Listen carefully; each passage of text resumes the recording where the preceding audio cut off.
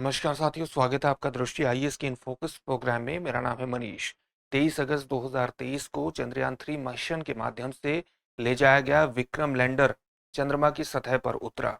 इस तारीख के विशिष्ट महत्व को ध्यान में रखते हुए भारत ने इसे अपना नेशनल स्पेस डे इस तारीख को मनाने की घोषणा की और 23 अगस्त 2024 को पहला स्पेस दिवस भारत मना रहा है। इसी अवसर पर भारतीय वैज्ञानिकों ने विक्रम लैंडर के माध्यम से ले जाए गए रोवर पर लगे वैज्ञानिक उपकरणों से जो जानकारी प्राप्त हुई है, उनमें से कुछ जानकारियों को साझा किया है।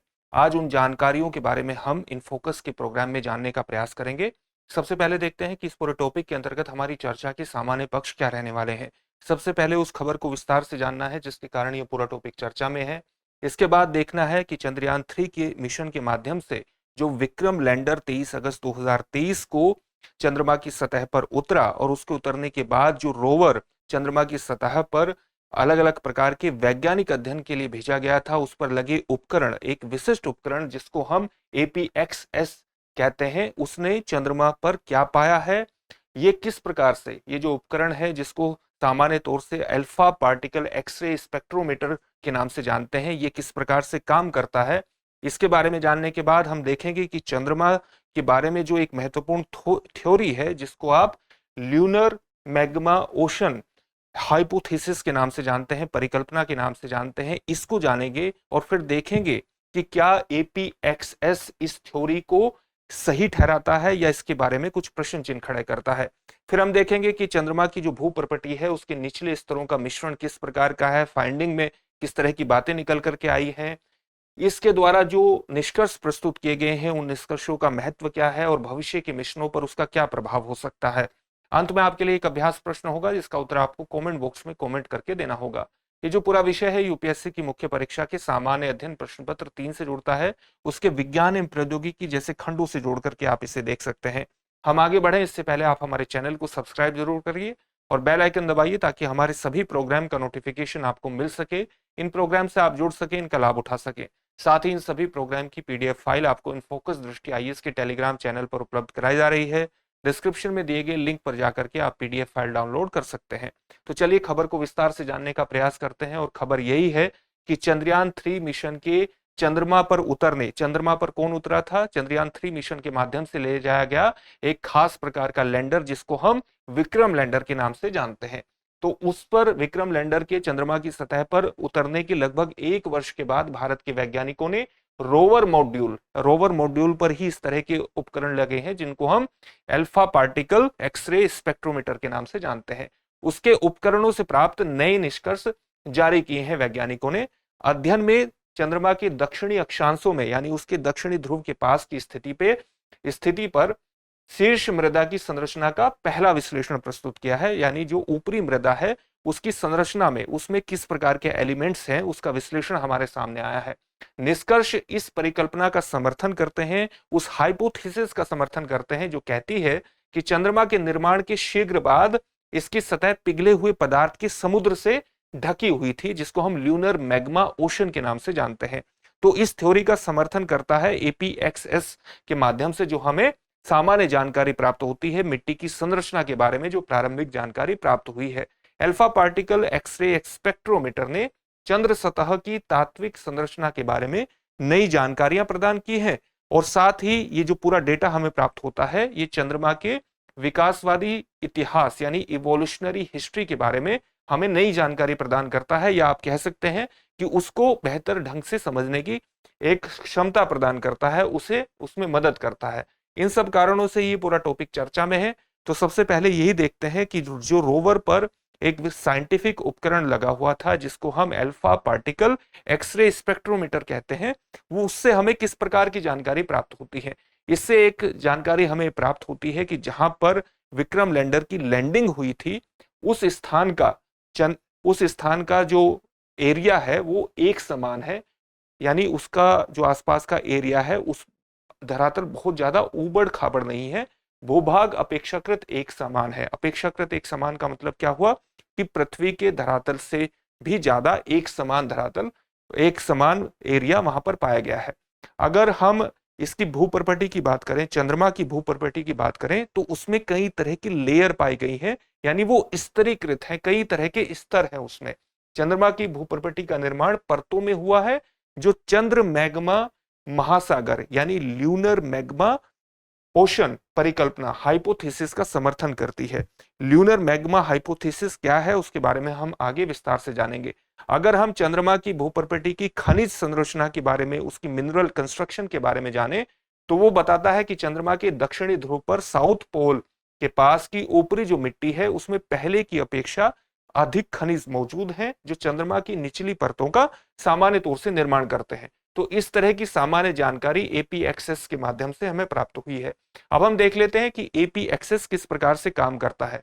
जैसा कि इसके नाम से स्पष्ट है, अल्फा पार्टिकल एक्सरे स्पेक्ट्रोमीटर। मान लिया आपके पास, आपको किसी सतह का या किसी सैंपल का मूल्यांकन करना है, उसमें किस तरह के एलिमेंट हैं और वो किस मात्रा में मौजूद हैं, तो आप किस तरह से पता करेंगे। इस वैज्ञानिक उपकरण के माध्यम से ये क्या करता है कि अल्फा पार्टिकल को इस नमूने की तरफ छोड़ता है, इस तरह से निर्देशित करता है। जब ये अल्फा पार्टिकल नमूने इस नमूने में स्थित परमाणुओं, उसके एटम्स से टकराते हैं, तो इसके ये जो एटम्स हैं, जब ये टकराव होता है तो एटम्स से एक, आप कहते हैं कि एक्स रेज निकलती है, और एक्स रेज निकल करके ही एटम्स को स्थिरता प्राप्त होती है, नमूनों को स्थिरता प्राप्त होती है।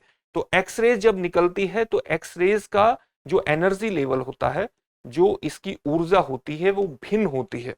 उसमें कई तरह के स्तर होते हैं, और इसकी भिन्नता के आधार पर, इसकी तीव्रता के आधार पर, इसकी इंटेंसिटी के आधार पर ही ये पता लगाते हैं वैज्ञानिक कि कौन कौन से एलिमेंट इसमें उपस्थित हो सकते हैं और उसका कॉन्सेंट्रेशन कितना हो सकता है। यही सब जानकारी आपको यहां पर भी इस चित्र के माध्यम से दी गई है।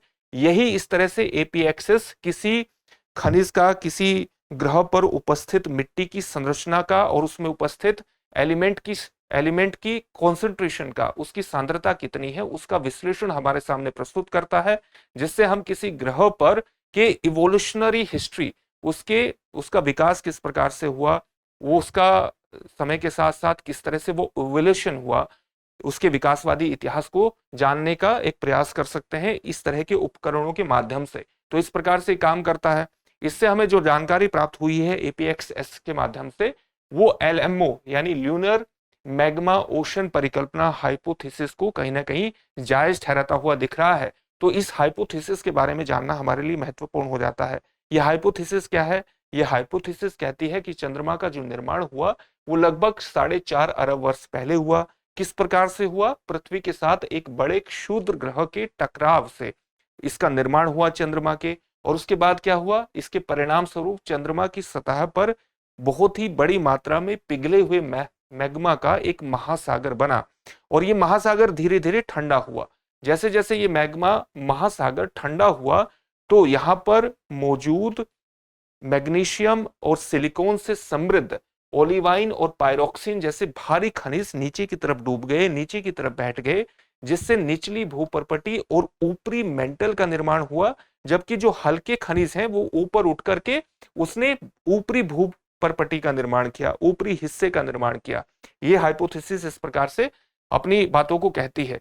एलो जो ये हाइपोथेसिस है ल्यूनर मैग्मा ओशन की, ये चंद्रयान 3 के एपी एक्सेस निष्कर्ष जो हमारे सामने आते हैं वो समर्थन करते हैं इस हाइपोथेसिस का, और विशेष रूप से एक स्थिरीकृत यानी एक लेयर से युक्त चंद्रमा की भूपर्पटी का सुझाव देने वाले मॉडल का, जो एपी एक्सेस के माध्यम से हमारे सामने जानकारी प्राप्त हो रही है, वो इसका पूरी तरह से समर्थन कर रहे हैं ल्यूनर मैग्मा ओशन थ्योरी का।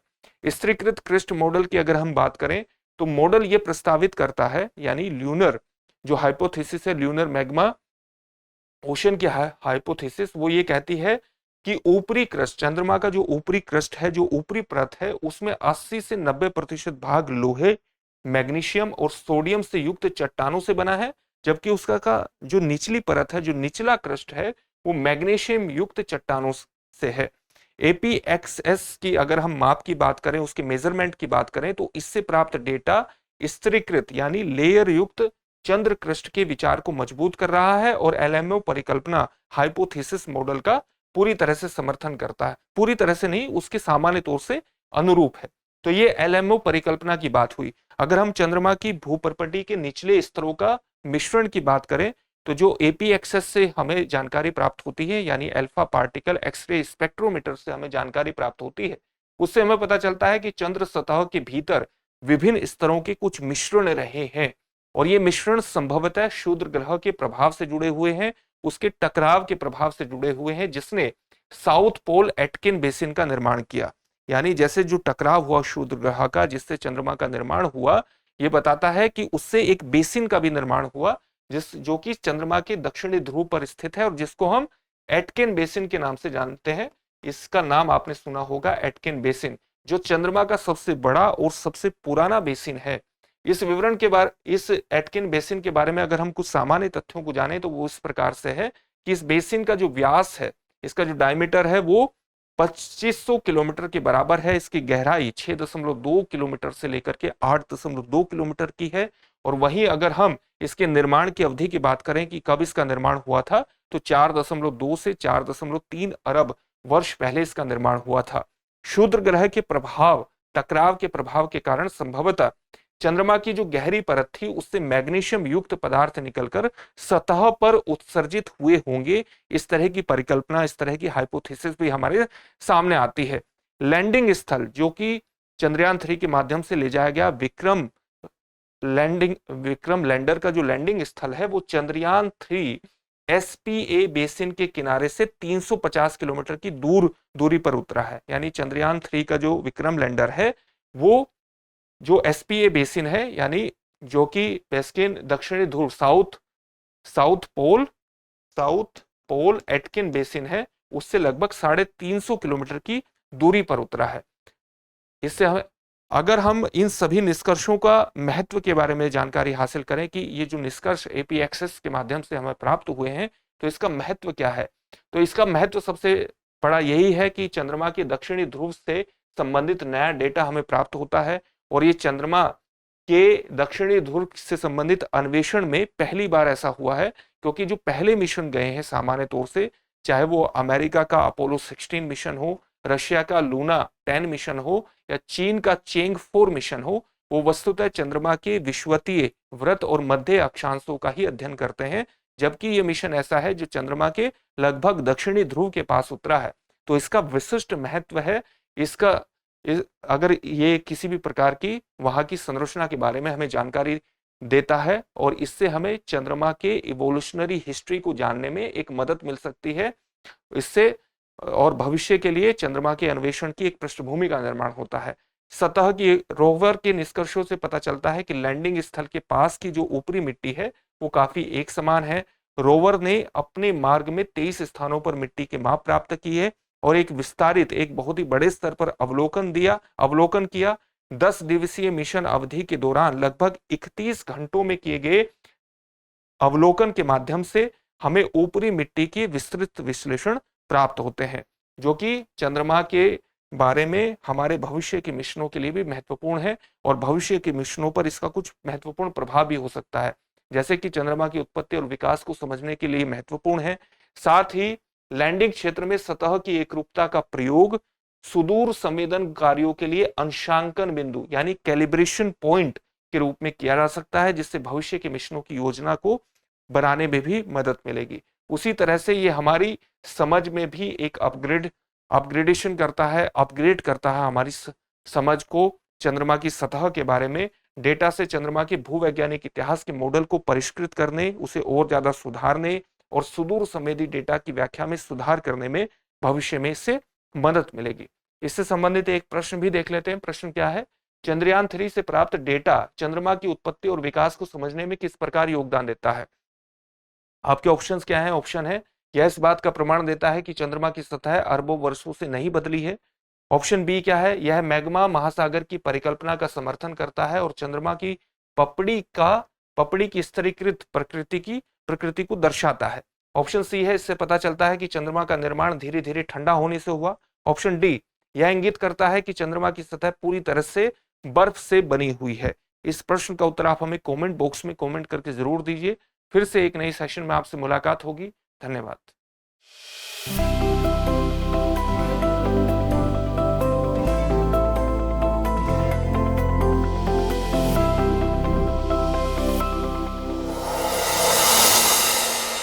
डियर व्यूअर्स, अपने एग्जाम की तैयारी को और बेहतर करने के लिए हमारे चैनल को लाइक, शेयर और सब्सक्राइब करना न भूलें।